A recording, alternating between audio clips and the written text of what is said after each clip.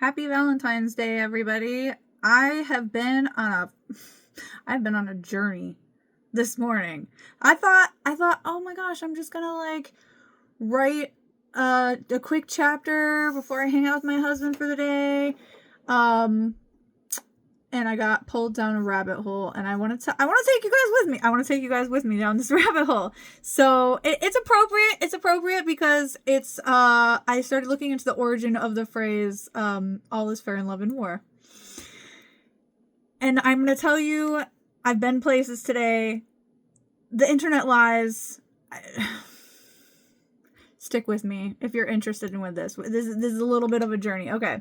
So the internet tells you that, and I'm gonna be reading my notes because I want to make sure I get it right.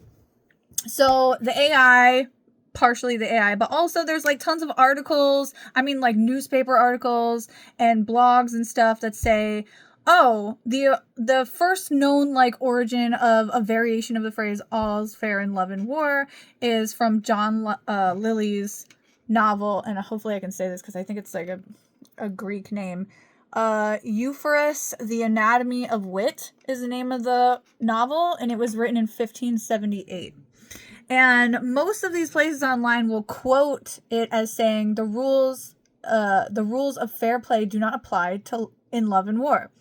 The rules of fair play do not apply in love and war. Okay, so I'm doing my due diligence, right? I have a character who is trying to talk about this, and I want to make sure that I'm quoting it right and attributing to the right very dead poet. And so I'm like, okay, I'm just gonna look up this novel. It's on the Internet Archive, which, shout out, thank you so much, Internet Archive. You guys are amazing. Keep doing what you're doing.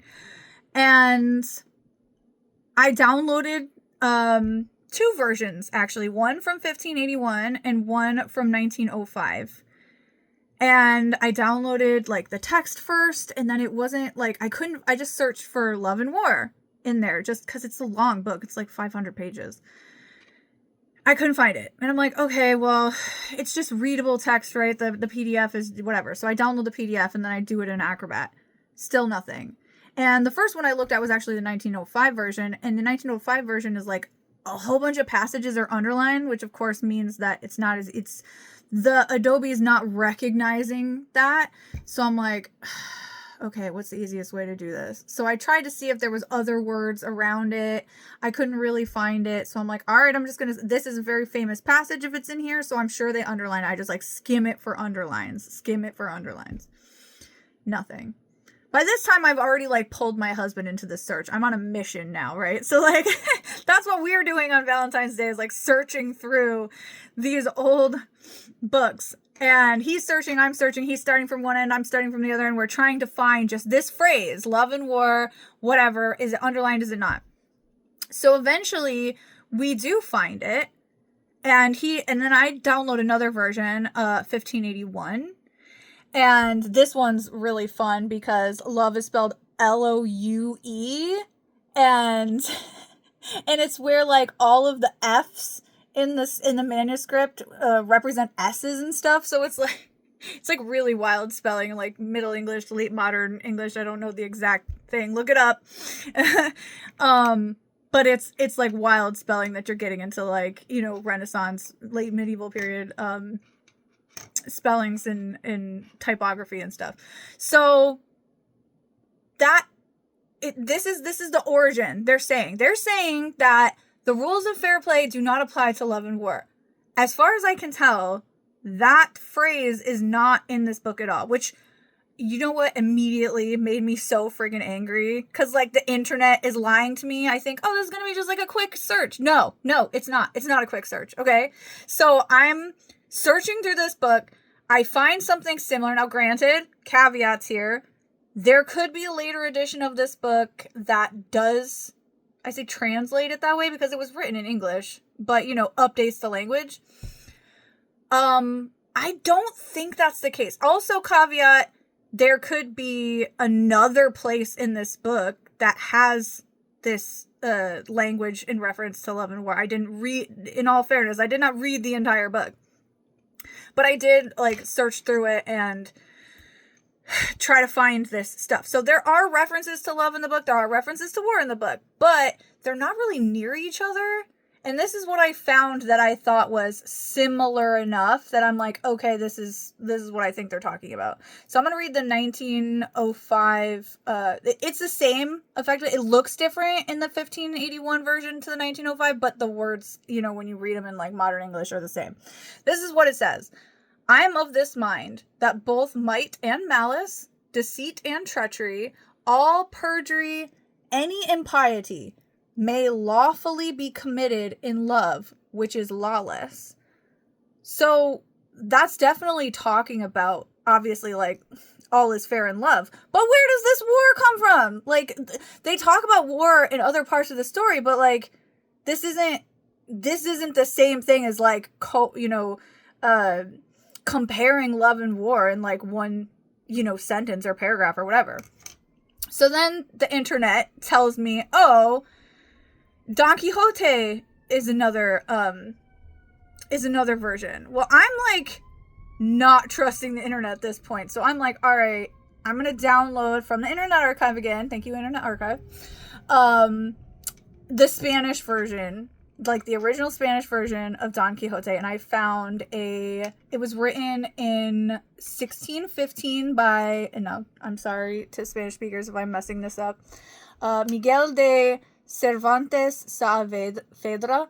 And I downloaded the Spanish version. It was a 1781 Historia de famoso caballero Don Quixote de la Mancha. I had to search to find this too, because this one I was like, all right, let's look for how do I put it? I was searching the Spanish, so obviously it was different. And I was looking, again, same process, downloaded the PDF, blah, blah, blah, blah. And I was specifically looking for the words el amor y la guerra. I'm sorry again if I messed that up. And I'm searching this book. I don't know if you know how long Don Quixote is. I got a little help from the internet, but I wanted to see, like, I really, like, when I get down these rabbit holes, I'm not satisfied until I see it in the actual text. Like, I'm talking, these are scans of books. I found a book from 1781. It's a scan of a book. These people aren't making it up at the Internet Archive, so I'm like, all right, I need to find it. So I found it, the section, and then I translated it in Google Translate because my Spanish is not that good. I'm not even going to attempt to read the Spanish for you because I am gonna butcher it, I'm sure. So I'm gonna read to you the paragraph where they say, like, the origin of this phrase kind of comes from. And this is, I believe, Don Quixote speaking. He says, "Hold on, gentlemen, hold on, for it is not right to take revenge for the wrongs that love does to us. And take heed that love and war are one and the same. And just as in war, it is lawful and customary to use tricks and stratagems to defeat the enemy, so in love contests and competitions, the lies and schemes that are done to achieve the desired outcome are considered good, as long as they do not diminish and dishonor the beloved." Which I feel like that last part is kind of important. So, in my court of language, and my half of a day of Valentine's Day being spent with me and my husband searching for this stuff, I'm gonna go ahead and say that this one goes to Mr. Cervantes Saavedra because yeah, that's way closer. I'm very curious why people are giving the credit to John Lilly. Because he doesn't really, as far as my research has taken me thus far, he doesn't really talk about love and war as being similar. And of course, you also have to, if you're going to say, like, the origin of a phrase, you need to kind of prove that, like, Miguel de Cervantes Saavedra had read John Lilly's book. Like, was it translated into Spanish? Did he read it? Or did Cervantes Saavedra, did he read English? Like, I don't know. I don't know any of those answers, but I'm going to go ahead and give this one to Don Quixote. There are like later variations where it actually does eventually like track to get to the place where you say like all is fair in love and war. This is obviously just the general like concept of an origin. We can't necessarily prove. I mean, Don Quixote is a pretty famous book, so I mean, I think you could assume that a lot of authors after it was written have read it. So that's my this is the life of an author right here. Like, I only wrote half a chapter and then I got like on a 4-hour mission. So I want you guys to appreciate the amount of research I put into this. My high school Spanish teachers would be proud. But happy Valentine's Day, you guys, and see you later.